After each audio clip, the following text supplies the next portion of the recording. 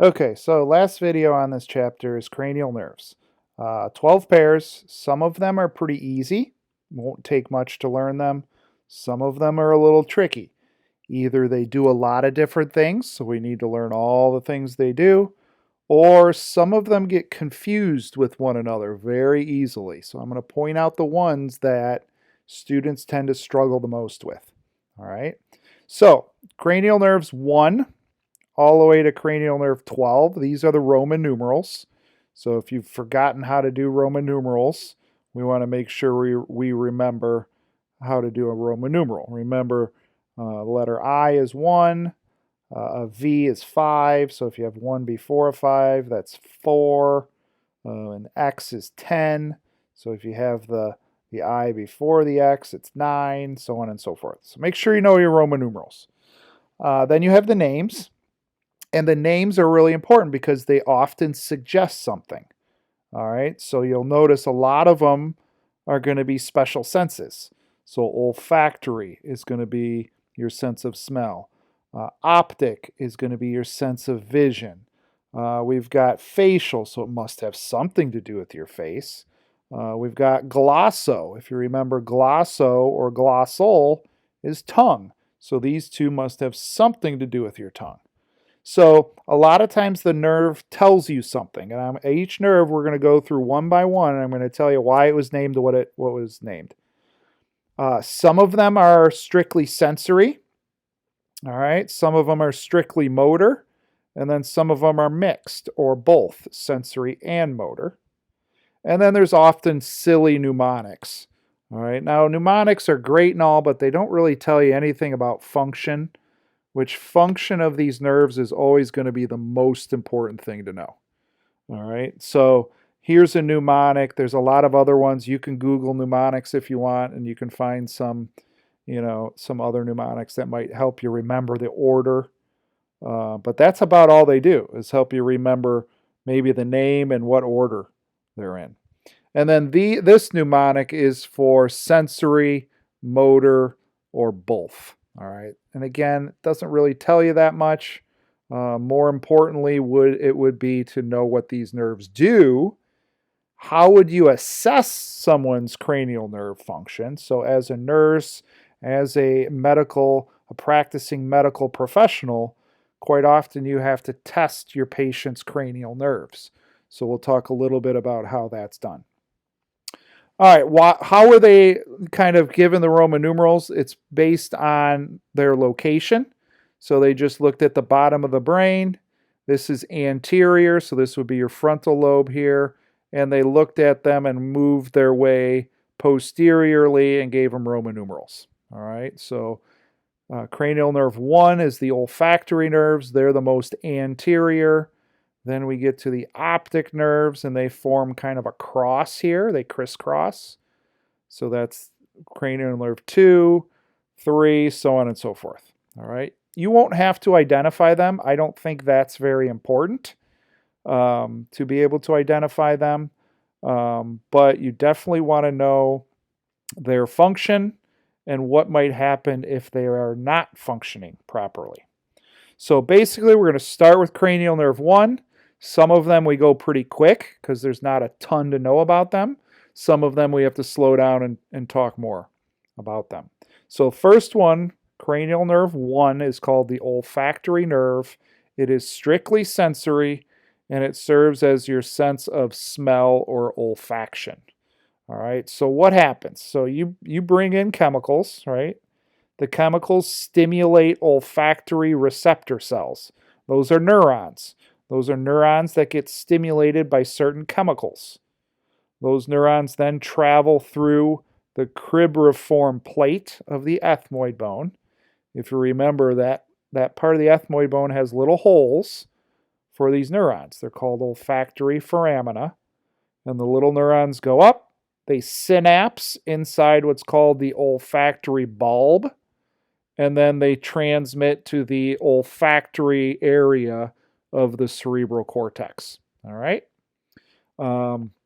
So any damage to this nerve, it might affect your ability to smell something. All right. And you typically have to assess both nerves. So remember, there's pairs. So there's a right and left for every cranial nerve. So if you're going to assess someone's olfactory nerve, you typically have to plug one of the nostrils. All right, so you're only assessing one at a time.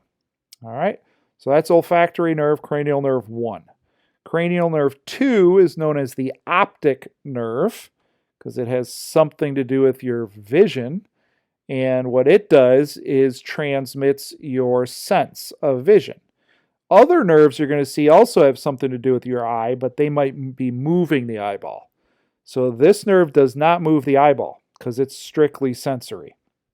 Basically what it is an extension of your retina. So your retina, and we're going to do special senses in the next chapter, but your retina is sitting in the back of your eye, and it gets stimulated by light, right? So light comes in your eye, stimulates the photoreceptors of your retina, and then those neurons will eventually stimulate neurons known as ganglion cells. The ganglion cells are neurons that transmit out the eyeball. So they basically form the optic nerve. And what the optic nerves are kind of known for is that they form an X because some of the neurons cross over to the other side. And that's known as the optic chiasm. Chiasm means X. All right, so it forms this kind of crisscross. Consequence of damage is pretty obvious. It could lead to blindness, but there's a lot of causes of blindness. So if someone is blind, we need to do a little more, analysis and figure out what that might be due to. And we'll talk about that in the next chapter. So optic nerve, cranial nerve 2. Cranial nerve 3 is called oculomotor. So it suggests it has something to do with the eye, and it's strictly motor. All right, so what this nerve does is it controls a number of different muscles. All right, so there's a lot of muscles that we learn about when we get to eyeballs in the next chapter. Some of those muscles are actually inside the eyeball, such as the iris. So the iris is this pigmented portion here that controls the size of the pupil. So that's a muscle, and it's controlled by the oculomotor nerve. There's another muscle on the inside of the eyeball that helps you adjust your lens so you can focus, right? So you can look at things close up and then look at things farther away. So those are two muscles that this nerve controls. Controls the iris and causes pupillary constriction. It also controls a muscle that adjusts your lens for focusing. Those muscles are intrinsic, meaning they're inside the eyeball. You also have muscles outside the eyeball that are actually moving the eyeball. So each eyeball has 6 muscles that help it move. 4 of the 6 are controlled by this nerve. So let's look at those 4. One of them is called superior rectus muscle. That's this muscle right here. All right, it lies on top of the eyeball, and it runs along the midline. All right, so it's a rectus muscle. That muscle's job is to elevate the eye. It helps you look up. There's an inferior rectus on the bottom of the eye. So that's this one here. That one depresses the eye. So now you have one to elevate, one to depress. You got a muscle on the medial side. All right, that one's kind of hard to see because it's going to be on this other side of the eyeball. You can see a little of it back here. But that's going to help you adduct the eye. And then there's 2 obliques. The inferior one is controlled by this nerve. So that's this muscle right here. And that muscle helps to elevate but also rotate the eyeball outward. All right. So if this nerve isn't functioning, you got quite a bit of eye mobility issues. And then there's one more muscle it controls, which is the levator palpebra superioris. And that's this muscle right here. And if you remember, that muscle goes and extends into the upper eyelid and elevates that eyelid. All right, so it's one nerve that controls 1, 2, 3, 4, 5, 6, 7 different muscles. If this nerve becomes damaged It's often referred to as third nerve palsy, and you'll get drooping of an eyelid. All right, that's because of this muscle not being stimulated. You'll get a dilated pupil, and you'll get an eye that deviates inferiorly, laterally, and you'll have blurry vision as well. All right. Now, the classic thing that we look for is the drooping eyelid and the dilated pupil. All right. That pretty much tells you that you might have an issue with the oculomotor nerve. So, if you compare this one to the first two, this one's got a lot more. So, this is one of those I would focus heavily on. All right, because it doesn't just do one thing. It does quite a few different things, okay? But it's strictly motor, all right? So it's controlling muscles. Next nerve is called the trochlear nerve, and this is only innervating one little muscle called the superior oblique. So that's another one of these eye muscles. It sits on top of the eye, kind of runs on an angle, and you'll notice it uses this little pulley here called the trochlea. Now, we saw that word once before. The ulna has a trochlea, but this trochlea actually functions like a pulley. So when this muscle pulls this way, it actually pulls the muscle that way, or I should say pulls the eyeball that way, and that helps to depress and rotate the eyeball inward.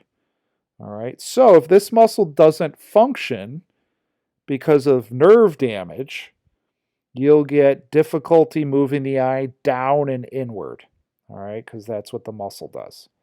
So one nerve, trochlear nerve, controlling one little muscle that depresses and rotates your eyeball inward.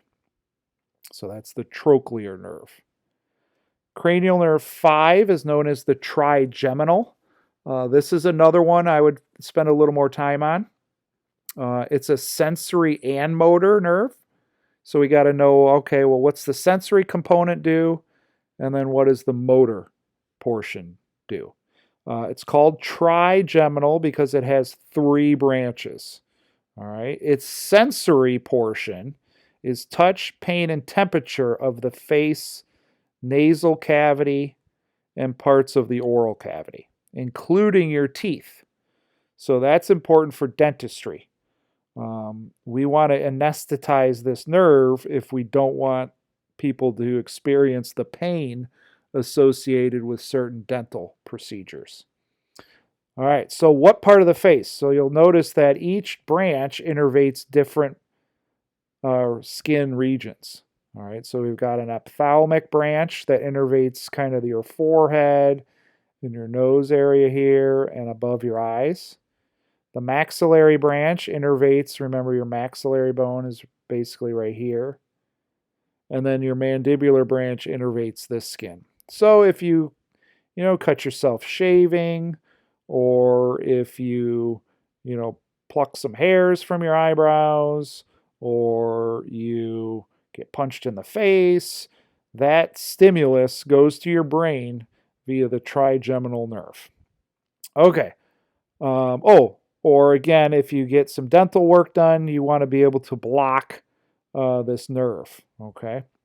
All right. What's the motor component? Muscles of mastication.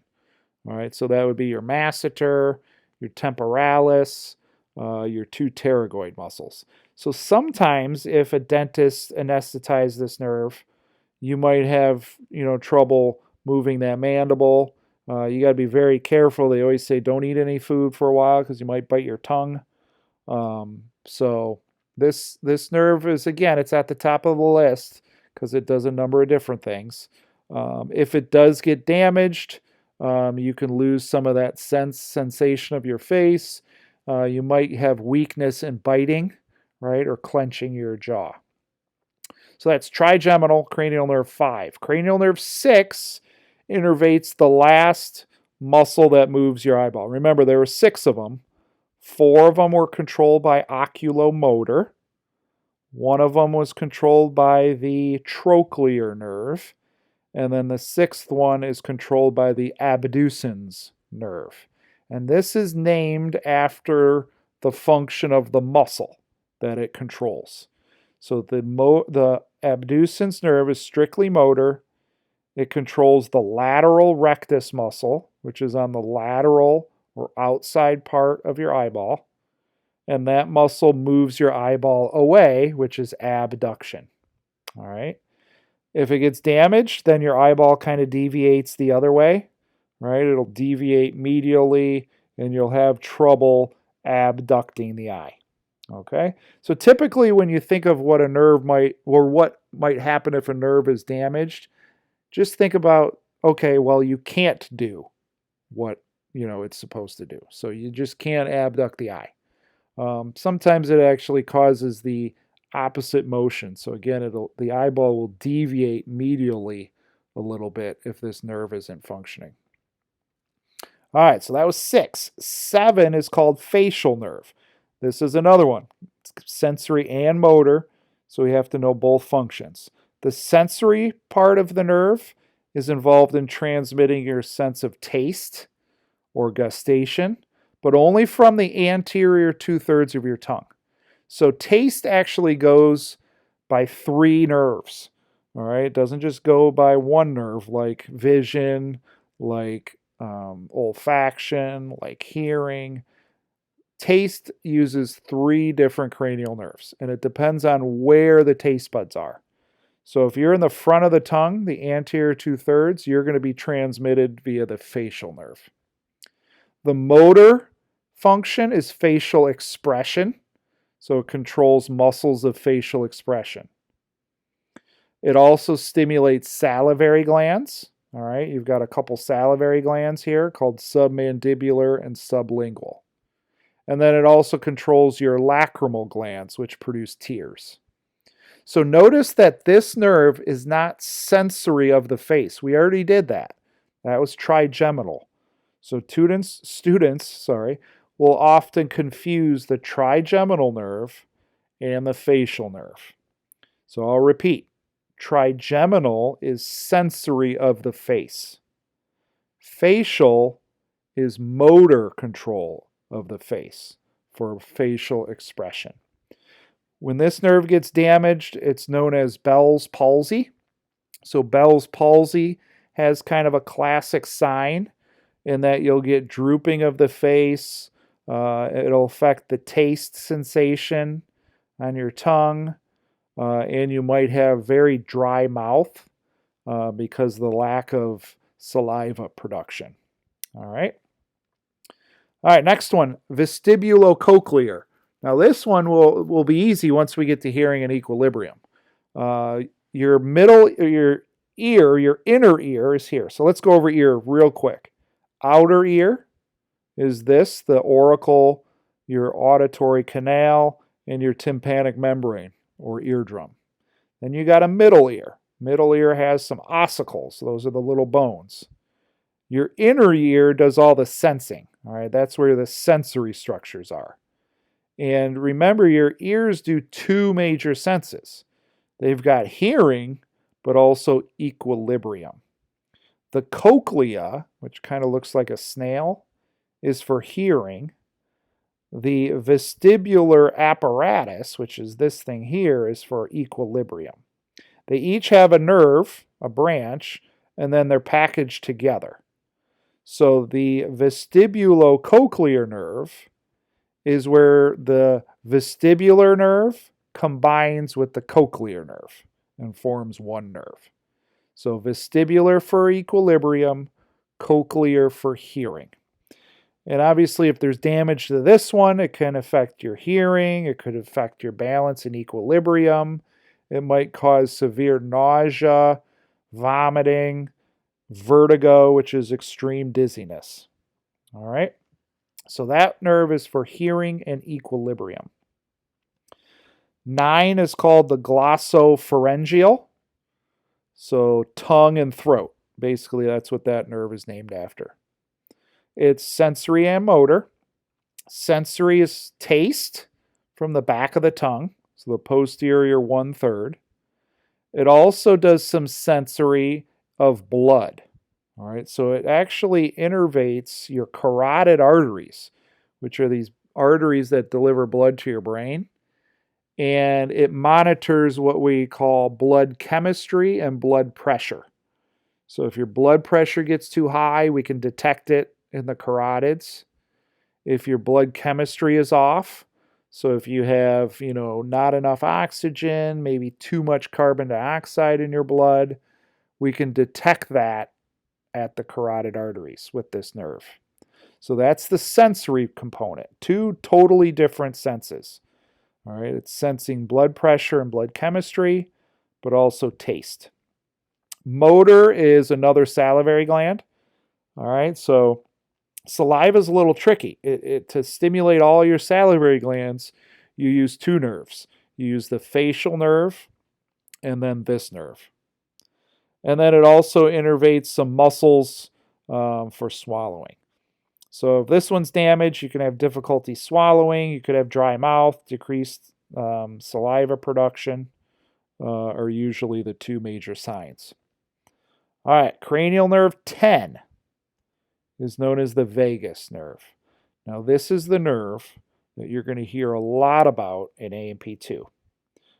Some of the other ones you'll hear about as well. So you'll hear about the facial nerve, the glossopharyngeal nerve. You'll hear about this one as well.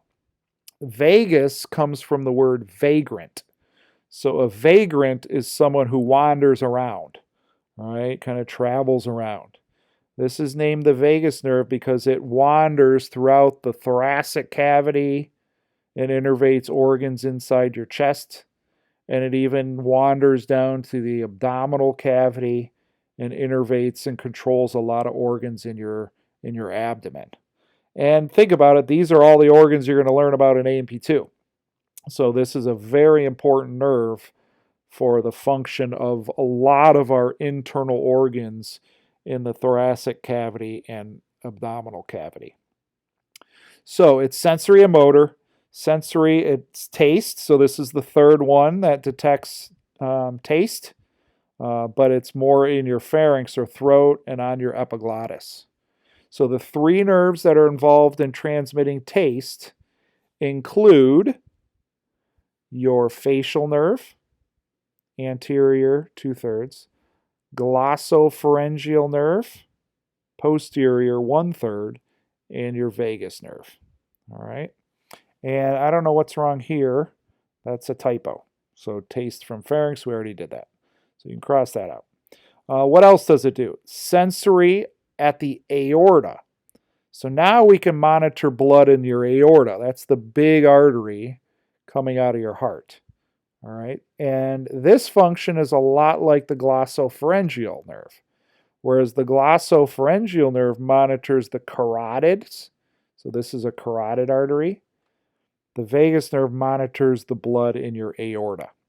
So it's just kind of, two places we monitor our blood instead of just one. So the vagus is going to monitor blood pressure in the aorta and blood chemistry. Motor is pharynx or throat, larynx, soft palate for swallowing, vocalization, speech can be affected if this nerve is damaged. And you can look at the soft palate quite often, which we'll talk about in a little bit. Then all of these organs in the thoracic cavity and abdominal cavity. And we'll talk more about this another day, but the vagus will decrease your heart rate. So notice it's coming and innervating the heart. It controls the diameter of your airways. So it actually will constrict your airways when you're at rest. It stimulates a lot of your digestive organs. All right, so it can control your liver, controls your stomach, controls your intestines. All right, so it has a lot of digestive function. Consequence of damage, difficulty swallowing because of this function, hoarseness of the voice because of this function, and often you see the uvula deviating to one side. That uvula is that little thing that dangles down in the back of your mouth because that's part of your soft palate. Okay, so that's the vagus nerve. Final two nerves. Accessory nerve, it's strictly motor, innervates your sternocleidomastoid muscle and your trapezius muscle. So let's remember what they do. Sternocleidomastoid will help rotate your head side to side, as well as help, you look down, flex your head. Trapezius controls your scapula. So it'll elevate your scapula and retract your scapula. So if this nerve is damaged, basically you'll have kind of a weak shoulder shrug. So you won't be able to really elevate that scapula as well as you would normally. And then it might affect the rotation of your head, rotating your head side to side. So it innervates your trapezius, we see that here, and it innervates your sternocleidomastoid muscles. Finally, we have the hypoglossal, which means below your tongue. And this nerve innervates a lot of the muscles that are located below your tongue. And these muscles are involved in moving your tongue during speech and swallowing. All right, so hypoglossal below the tongue controls muscles of the tongue, also some muscles of your throat for speech and swallowing. One way to assess this nerve is just to ask the patient to stick their tongue out. And if it deviates to one side, that could mean that there's one of the hypoglossal nerves that are damaged. All right, last slide is kind of how you might assess cranial nerves. All right, and again, this is something that nurses do routinely, physicians do, PA. So this kind of tells you how we test it. Obviously, olfactory, we do a smell test. Optic nerve, we can do a visual acuity test. Oculomotor, we'll do an eye tracking test and look at the pupil. We'll try to dilate the pupil and watch it constrict again. Trochlear nerve, we do the eye tracking. Trigeminal, we might assess their ability to bite down, or we assess their sensation of the face. Abducens, we see if that eye abducts, right? Facial nerve, we're going to see if there's any drooping of the facial muscles. We'll have them smile and see if their smile looks the same on each side. We might assess their taste. Vestibulocochlear, so that would be a hearing test. Glossopharyngeal, they actually assess swallowing and a gag reflex. Vagus nerve, they'll look at that uvula, right? Is that uvula deviated to one side? Accessory nerve, we test the shoulder shrug. So how strong is that shoulder shrug? And then hypoglossal, again, you stick your tongue out. If it deviates to one side, there might be a hypoglossal nerve damage.